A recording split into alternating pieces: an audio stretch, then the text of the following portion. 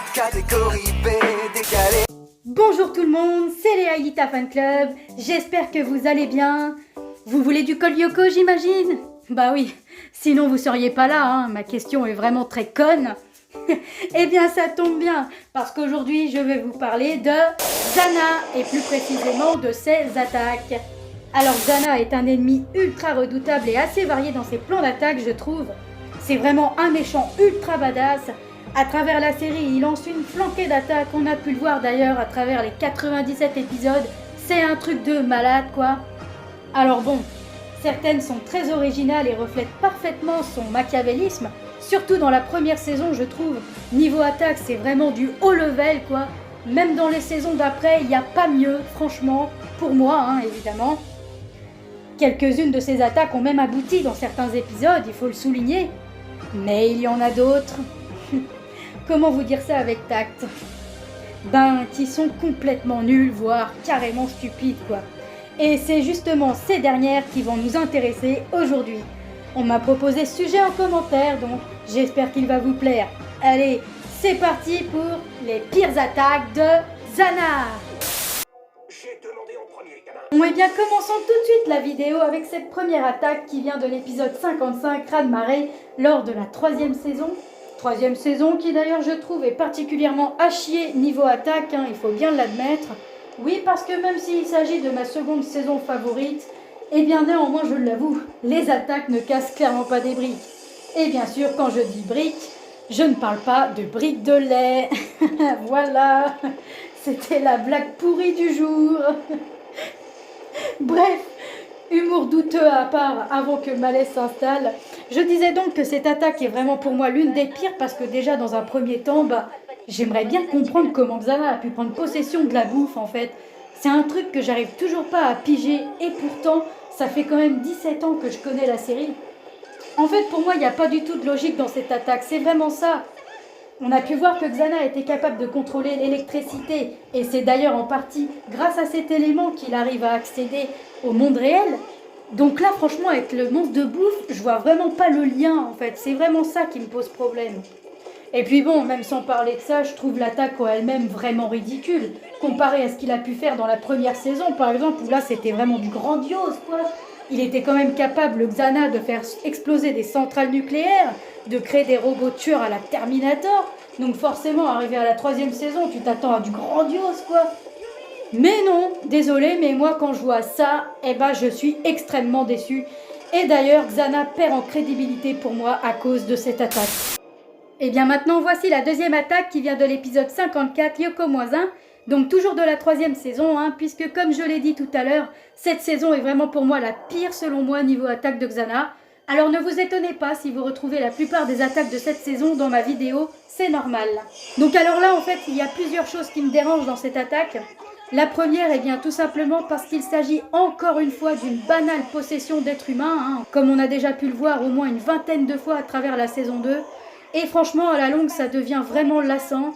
Surtout qu'il s'agit du style d'attaque que Xana utilisera le plus de fois dans la série. Donc là déjà niveau originalité, ça vole pas bien haut. Et puis bon, j'estime quand même qu'à partir de la saison 3, il est quand même temps que Xana se diversifie un petit peu quoi. Même bien avant d'ailleurs.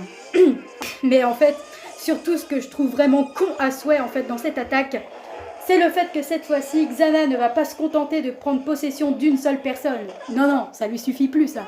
Maintenant, il va carrément prendre possession de la classe entière de Yumi, soit à peu près 30 personnes si je dis pas de conneries. Et franchement, 30 personnes pour en tuer une, je sais pas pour vous, mais moi je trouve ça un peu extrême quand même. Et puis bien sûr, le pire dans tout ça, c'est que son attaque ne va même pas aboutir au final, puisque Xana est un méchant, et je le rappelle, les méchants sont destinés à perdre. Oh et puis tiens, enchaînons directement avec la 3e attaque qui est exactement dans la même lignée que celle que je viens de vous présenter à l'instant. Donc là c'est dans l'épisode 91, Mauvaise Onde, lors de la saison 4 pour une fois. Donc on peut carrément parler de recyclage d'attaque, ouais on peut le dire, parce qu'il s'agit exactement de la même chose. À une différence près, c'est que cette fois-ci Xana ne va pas prendre le contrôle d'une classe, mais carrément de toute l'école. Ouais, toute l'école, encore une fois, pour buter une seule personne. Enfin deux, parce que Sissi est une victime collatérale dans cet épisode. Mais voilà, le concept reste le même et je trouve ça vraiment débile.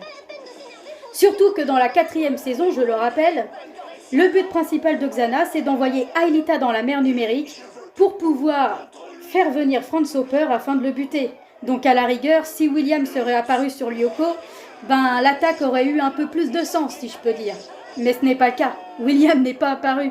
Donc là, je me demande vraiment quel était le but de Xana au final avec cette attaque. Seulement de tuer Odd? Ben franchement, je vois pas l'intérêt. Et puis franchement, je trouve même les Xanatifiés encore plus cons que ceux de l'épisode 54. Parce que là, on voit clairement qu'ils sont plus gogoles que menaçants, quoi. Enfin, excusez-moi du terme, mais c'est la vérité. Jim qui laisse s'échapper Odd comme un gros bouffon, la mère et tous les autres qui n'arrêtent pas de s'agiter avec leurs ustensiles, là, on dirait des gros psychos. Et puis en plus, ils n'arrêtent pas de parler, il n'y a même pas d'action, quoi. Genre, ils auraient pu buter Odd depuis des siècles, mais au final, ils parlent tellement que ça se fait pas, quoi. Enfin bref, ça ressemble tellement pas à Xana, quoi. Bon, et bien maintenant, si vous le voulez bien, passons directement à la 4e attaque qui vient de l'épisode 60, Tarentule au plafond. Donc ouais, encore une fois, de la saison 3. Donc alors là, l'attaque consiste en une chose vraiment toute conne, encore une fois, puisqu'il s'agit de rendre Ulrich et Odd complètement frappés du ciboulot. Ouais, en gros, quand les héros vont se virtualiser sur Lyoko, eh bien Ulrich et Odd, eux, continueront de croire qu'ils sont sur Terre. Et à l'inverse, quand ils seront sur Terre, eh ben ils se croiront sur Lyoko. Voilà, c'est tout con. Et donc moi, ce que je reproche en premier lieu dans cette attaque, c'est déjà le fait qu'elle soit inutile. En effet, dans cet épisode, Xana s'en prend au cœur de Lyoko. Il cherche à détruire le monde virtuel, hein. C'est d'ailleurs l'objectif principal dans cette saison 3 d'ailleurs. Xana va vraiment chercher à détruire Lyoko, parce que je le rappelle, sans Lyoko, les héros n'ont aucun autre moyen de contrer Xana. Ce qui ferait, en conclusion, que Xana gagnerait la guerre. Voilà. Et d'ailleurs, c'est vraiment une manigance bien pensée de la part de Xana dans cette saison 3. Hein. J'aime beaucoup le concept. C'est d'ailleurs en partie ce pourquoi j'aime beaucoup la saison 3. Enfin bref, revenons à l'attaque. Et donc ouais, elle est inutile parce que voilà, Xana avait juste à envoyer ses fucking monstres détruire le cœur de Lyoko et point barre, on s'arrête là. Il n'y avait pas besoin en plus de se manifester sur Terre.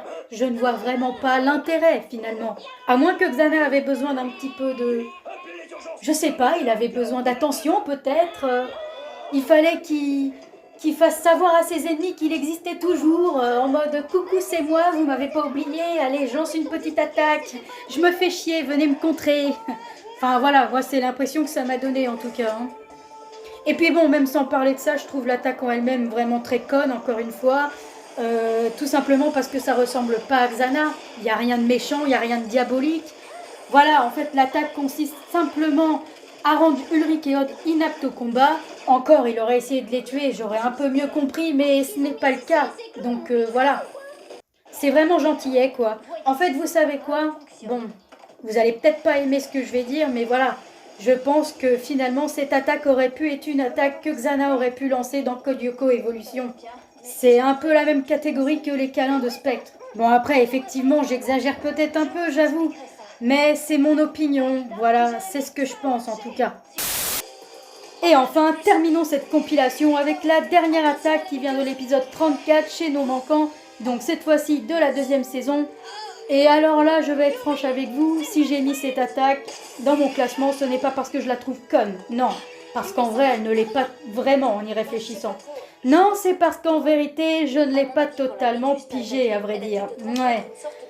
Le but de Xana dans la saison 2, c'est quoi? C'est de pouvoir s'échapper du supercalculateur à l'aide des clés de Lyoko. Clés de Lyoko qui se trouvent où? Dans la mémoire d'Aelita. Et c'est pour ça que Xana va chercher à s'emparer de la mémoire d'Aelita à l'aide de la méduse pendant presque toute la saison. Et d'ailleurs, il parviendra à ses fins, en fin de saison. Mais alors là, dans cet épisode, c'est différent. Xana ne va pas s'attaquer à Aelita, mais à Yumi, pour lui piquer ses séquences ADN. Et c'est là que j'ai du mal à comprendre. Je ne vois pas pourquoi Xana a fait ça? Si vraiment il a besoin des clés de Yoko d'Aelita, ben qu'il fasse comme d'habitude, je veux dire, qu'il essaie de lui pomper sa mémoire. Là, s'en prendre à Yumi, j'ai vraiment pas compris en fait.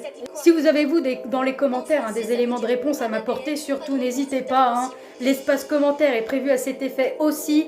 Donner des conseils, répondre aux questions, c'est fait également pour ça. Donc surtout, faut vraiment pas hésiter. Mais oui, là je vous avoue, je suis carrément larguée. Aelita va transférer ses propres codes séquences ADN à Yumi, ce qui fait qu'apparemment elle serait plus vulnérable.